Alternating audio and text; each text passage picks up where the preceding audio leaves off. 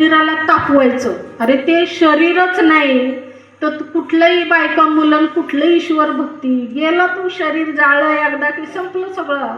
पंचमहाभूतांचा पसारा पंचमहाभूतांचा केला एके ठाई मेळ, घातला गोंधळ लाविला अहंकार सबळ त्या पाठी. पंचमहाभूत गुण्या गोविंदाने कुठं नांदत असतील तर आपल्या शरीरामध्ये एकमेकाला खाऊ का गिळू बघणारी ही पंचमहातत्व आहे.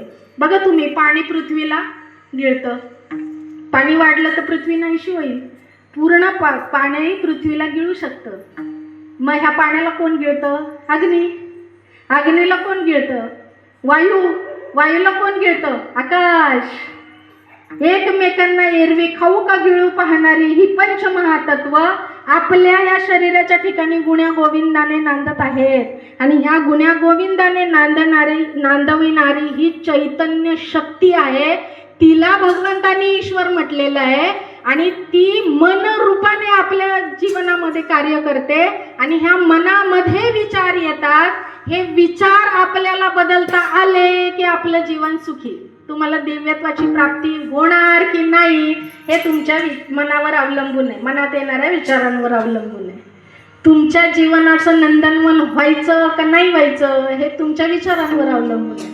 आता विचार, मन आपल्याला दिसत नाही पण विचार आपल्याला पाहता येतात. लक्षात घ्या, जर आपण थोडंसं लक्ष दिलं तर माझ्या मनात काय विचार आला हे आपण पाहू शकतो स्वतः. दुसऱ्याला नाही दिसत, आपल्याला दिसतात.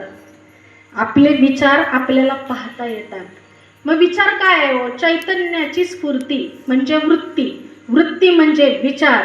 आणि विचार चांगला का वाईट हे भगवंत ठरवत नाही, हे आपण ठरवायचं असतं.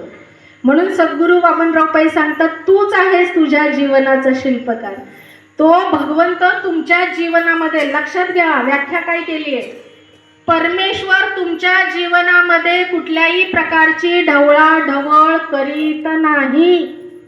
माणूस आपल्या विचार, उच्चार आणि आचार यांच्याद्वारे जी जी कर्म करतो, चांगली किंवा वाईट, त्याप्रमाणे त्याच्या जीवनात त्याला सहस्रपटीने फळ मिळतं. मग आता भोगाचे विचार केला की भोगी व्हाल, रोगाचे विचार केले की रोगी व्हाल, देवाचा विचार केला की देव व्हाल. म्हणून काय अन्वय केले एका चिंतिता विठ्ठले. लक्षात घ्या, सकल साधनांचे सार भवसिंधू उतरी पार. पुढे काय सांगतायत, योग याग तपे केली तयाने अमुते. काय म्हणतात, योग केल्याचं. याग म्हणजे यज्ञ. किती यज्ञ होते पूर्वीच्या काळी, आता यज्ञ कोण करत नाही एवढे.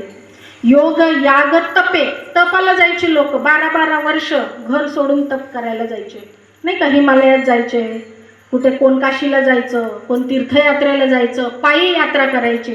एकदा यात्रेला गेला, तीर्थयात्रेला, 4 धामच्या यात्रेला पायी असायच्या पूर्वी. आपण फक्त काशी, अयोध्या, बद्रीनाथ, केदारनाथ झाली आमची 4 धामची यात्रा असं समजतो. खरी 4 धामची यात्रा म्हणजे रामेश्वरम आहे, जगन्नाथपुरी आहे, ही पण आहे. 4 धामामध्ये ही 2 धामं आहेत आणि मग काशीचं आहे, अयोध्या आहे.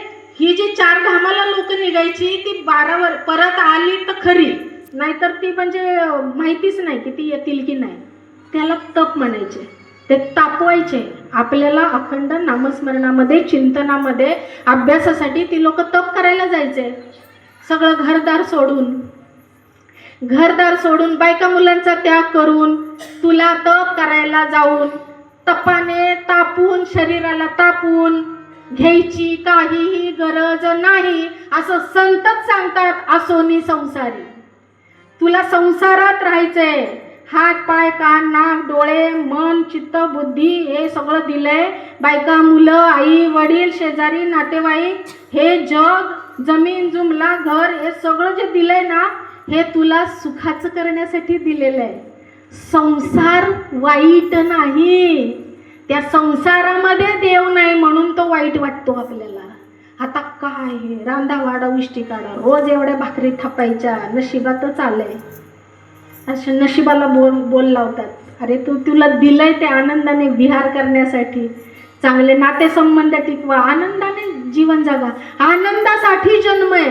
ही पृथ्वी तलावर जर